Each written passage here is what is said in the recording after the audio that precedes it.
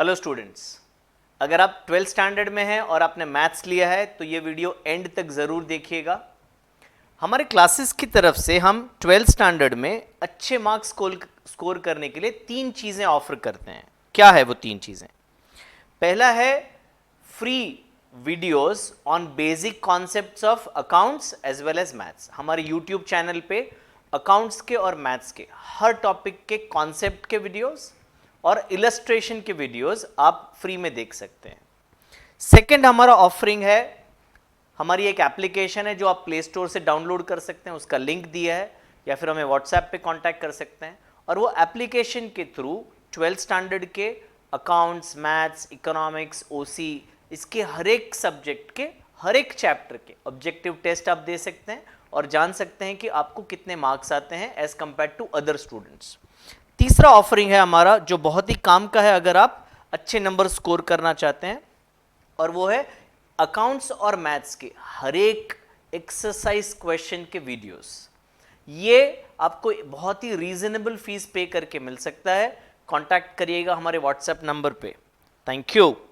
आज के वीडियो में आपको क्या मिलेगा? आज के वीडियो में आपको इलस्ट्रेशन 1 to 4 का सॉल्यूशन मिलेगा। आइए पढ़ाई करने की शुरुआत करते हैं। अगर आपने हमारा बेसिक कॉन्सेप्ट का वीडियो नहीं देखा है इंश्योरेंस का, तो प्लीज़ वो देखिएगा। उसमें सारी फॉर्मूलाज को मैंने बहुत ही अच्छे से एक्सप्लेन किया है। इधर हम सीधा सम सॉल्व करने पे आएंगे। तो बिल्डिंग वर्थ 50 लाख रुपीस, तो ये 50 लाख को मैं क्या बोलूँगा बच्चों? मैं इसको प्रॉपर्टी वैल्यू बोलूँगा। प्रॉपर्टी वैल्यू, मेरा जो बिल्डिंग है उसका वैल्यू 50 लाख है।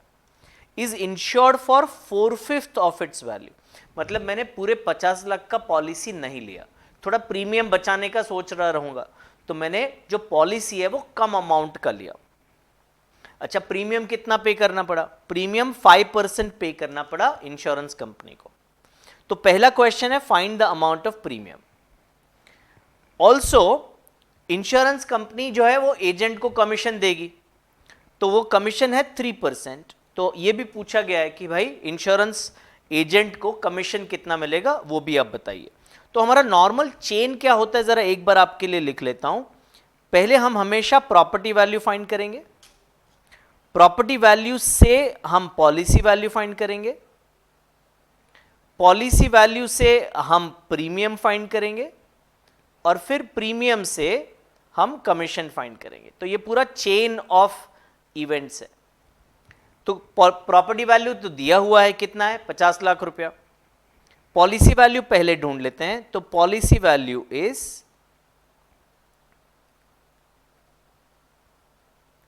4/5 बोला गया है, 4/5 इंटू 50 लैक्स। तो इसको सॉल्व करोगे तो आपको पॉलिसी वैल्यू मिलेगा, कितना मिलेगा बच्चों? 40 लाख रुपीज ये मिलेगा आपको पॉलिसी वैल्यू। अब नेक्स्ट क्या करना है? प्रीमियम फाइंड आउट करना है। तो अब प्रीमियम का फॉर्मूला लगाते हैं। प्रीमियम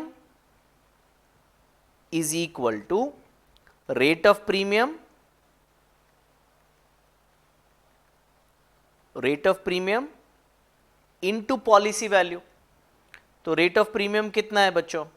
रेट ऑफ प्रीमियम है 5%, तो 5/100 इंटू पॉलिसी वैल्यू यानी कि 40 लाख रुपीस। अब इसको ओरली कैसे करेंगे? बहुत बार देखा गया बच्चे लोग जीरो का मिस्टेक बहुत करते हैं। आप लोग करते हो क्या? है ना? तो जीरो का मिस्टेक अवॉइड करने के लिए 2 चीजें करिएगा। एक, कॉमास करिएगा फिगर्स में। अगर आप कॉमा करोगे तो मिस्टेक नहीं करोगे, ये पहला काम। और दूसरा काम, मैंने ना एक वैदिक मैथ्स का पूरा सीरीज बनाया है जिसमें मैथ्स के बहुत शॉर्टकट्स बताए हैं। मैथ्स ट्रिक के वीडियो हम हर थर्सडे को अपलोड करते हैं, तो वो सारे वीडियोस देखिएगा, लिंक आपको ऊपर मिल जाएगा। 40 लैक्स का 10% मैं ओरली निकालूंगा। 10% 4 लैक्स होगा, एक जीरो निकाल देंगे। और यहाँ पे 5% निकालना है, तो 10% का हाफ यानी कि 4 लाख का हाफ यानी कि 2 लैक्स होगा। ठीक है, तो प्रीमियम आपका हो गया 2 लाख रुपया। तो एक काम हो गया कि प्रीमियम हमने ढूंढ लिया। सेकेंड पूछा है कमीशन, तो कमीशन का फॉर्मूला लगाते हैं। Commission is equal to rate of commission into premium. तो रेट ऑफ कमीशन कितना है? 3% है, 3/100 और प्रीमियम कितना है 2 लाख रुपया। तो अब मैं क्या करता हूं, 2 लाख का 10% 20,000 होता है, पर 1% 2,000 होता है, और यहां पे 3% चाहिए, तो 2,000 को 3 से मल्टीप्लाई कर दूंगा तो मुझे मिल जाएगा 6,000 रुपया। बच्चों आपको हमेशा पूरा सम सॉल्व करने के बाद 1 लाइन आंसर लिखना है जो भी क्वेश्चन में पूछा है। तो आप लिखोगे amount of premium is ₹2 lakhs and agents commission is ₹6,000। ठीक है, ये हमारा था फर्स्ट क्वेश्चन। क्वेश्चन 2 करते हैं। A shopkeeper insures his shop valued at 20 lakhs। तो 20 lakhs क्या हो गया, 20 lakhs हमारा प्रॉपर्टी का वैल्यू हो गया। ठीक है, फॉर 80% ऑफ इट्स वैल्यू, तो ये 20 लाख का 80% लेंगे तो हमें पॉलिसी वैल्यू मिलेगा। ही पेज अ प्रीमियम ऑफ ₹80,000। तो ये क्वेश्चन में प्रीमियम का अमाउंट हमें दे दिया गया है। Find the rate of premium. पिछले क्वेश्चन में रेट दिया था, प्रीमियम ढूंढा था, इसमें प्रीमियम दिया है तो पीछे उल्टा जाके रेट ढूंढना पड़ेगा। If the agent gets commission at 12%, find agent's commission. तो मोर और लेस सिमिलर क्वेश्चन है। प्रॉपर्टी वैल्यू दिया है तो मैं पहले पॉलिसी वैल्यू ढूंढूंगा। तो पॉलिसी वैल्यू होगा 20 lakhs का 80%, विच इज 80/100 इंटू 20 lakhs। तो ये मिल जाएगा मुझे 16 lakh rupees as my policy value. अब प्रीमियम का फॉर्मूला क्या है, premium is equal to rate of premium into policy value. तो रेट ऑफ प्रीमियम पहले फॉर्मूला लिख लेते हैं, rate of premium into policy value. ठीक है, अब प्रीमियम का अमाउंट हमें पता है, प्रीमियम कितना है 80,000 है। रेट ऑफ प्रीमियम को मैं x अज्यूम कर लेता हूं, तो x/100 लिख लेता हूं, और पॉलिसी वैल्यू हमें पता है 16 लाख रुपया। तो अब हम कैलकुलेट कर लेते हैं, x is equal to 80,000 into 100 upon 16 lakhs। तो इसको आप अगर सॉल्व करोगे तो इधर नीचे 3 और 2 5 जीरो है, ये कट कर दिए, ये 2 और यहां से 3 जीरो कट कर दिए, तो 80/16 यानी कि 5। तो आपका जो रेट ऑफ प्रीमियम है वो मिला आपको 5%। अब लास्ट चीज हमें ढूंढनी है कमीशन।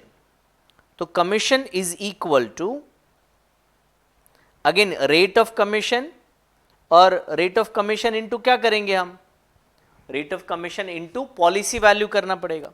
तो इंटू पॉलिसी वैल्यू।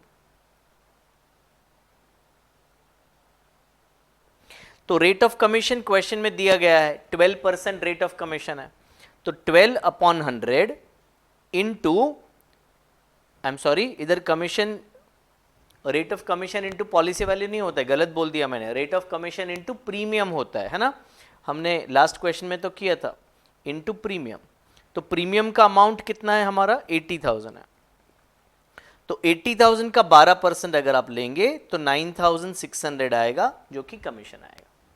हमेशा 1 लाइन आंसर लिखना है, आपको लिखना है rate of premium is 5% and commission of the agent is ₹9,600। ठीक है, चलिए क्वेश्चन नंबर 3 करते हैं। अ कार वर्थ 5,40,000, तो ये प्रॉपर्टी वैल्यू हो गया 5,40,000, इज इंश्योर्ड फॉर 4,50,000, ये पॉलिसी वैल्यू हो गया। इसको प्रॉपर्टी लिख लेते हैं और इसको लिख लेते हैं policy value. The car is damaged, accident हो गया भाई, एंड कार इज डैमेज, कितना डैमेज हुआ 2,40,000 का, तो ये 2,40,000 को हम लॉस लिख लेते हैं।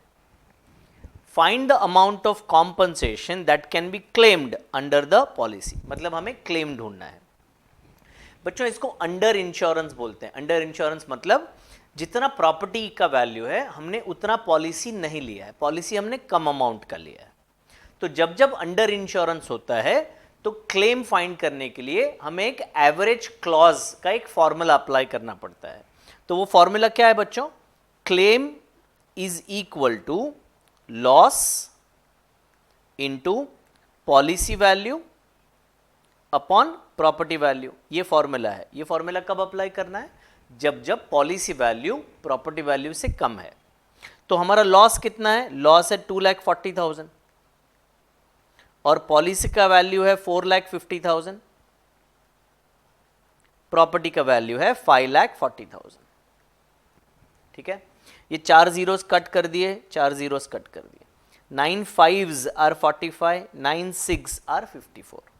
फिर ये 6 और इसको कट करेंगे तो 40,000 आएगा, 6 4s आर 24 और फिर 40,000 इंटू 5 करोगे तो 2 लाख रुपया आएगा।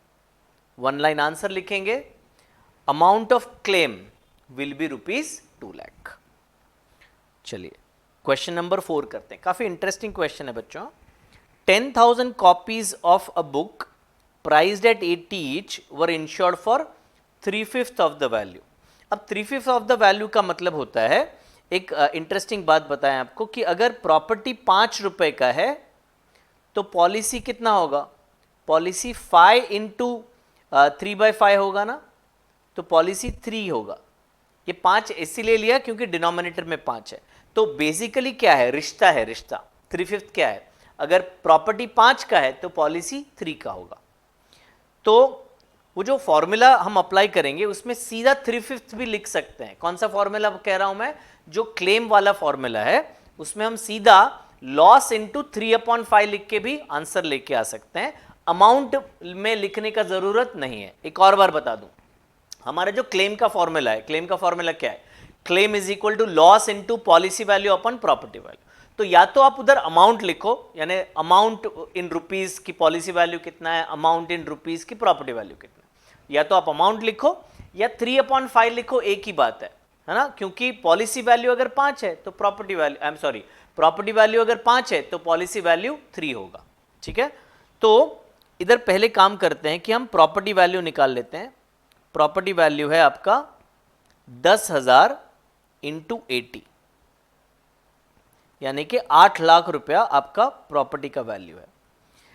ये अगर नहीं भी निकालेंगे तो चलेगा, बट एज अ स्टीरियोटाइप, मतलब सेम मेथड फॉलो करने के लिए मैं कर रहा हूं। ठीक है, पॉलिसी वैल्यू कितना होगा? तो पॉलिसी वैल्यू होगा 3/5 ऑफ 8 लाख, 3/5 ऑफ 8 लाख, जिसको सॉल्व करोगे तो आप 4,80,000 मिलेगा। ठीक है, तो ये दो चीज हमने निकाल लिया। अब आगे कह रहे हैं some copies of the book, यानी कि 10 के 10,000 डैमेज नहीं हुए, some copies of the book were damaged in transit and reduced to 60% of the value, reduced to 60% of the value.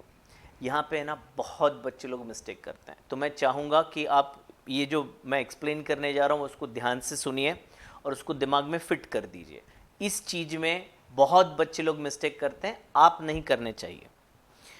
If the amount recovered against the damage was 24,000, amount recovered यानी कि ये जो amount है ना वो claim का amount है, claim का अमाउंट ऑलरेडी दे दिया है। Find the number of damaged copies, ये सम को इंपॉर्टेंट लिखिएगा, काफी इंटरेस्टिंग सम है। तो अभी हमको उल्टा जाना पड़ेगा, तो क्या उल्टा जाएंगे? तो पहले क्लेम ऑलरेडी दे दिया है, तो claim is equal to loss into policy value upon property value।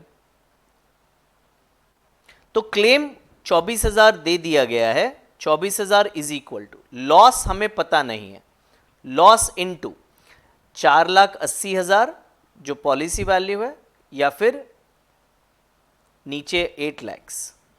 तो ये मैं ये कह रहा था आपको कि ये आप अमाउंट लिखो पूरा या फिर आप 3/5 लिखो, एक ही बात है।